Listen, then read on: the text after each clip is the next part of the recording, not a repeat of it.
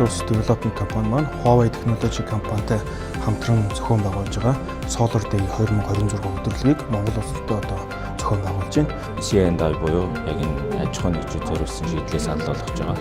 За энэ дээр бол яг аж ахуйн нэгжүүд гэхээр 100-аас 200 кВт-ийн орчмын хэрэглээтэй. За тэрэн зориулсан батарей болон инвертерийн зохиц шийдлийг санал болгоод ямар шалтгааны үүднээс яг ингэ сэргийгдэх юм учраас орж ийн вэ гэвэл үндсэн 3 шалтгаан байгаа. Нэгдүгürt бол цахилгааны хэрэглээ, үйл ажиллагаа өргөчхөөр байнга нэмэгдэж байна. За мөн тарифын хувьд ч гэсэн сүүлийн жилүүд өсөлт гарч байна. Хамгийн чухал нь бол найдвартай байдал тийм.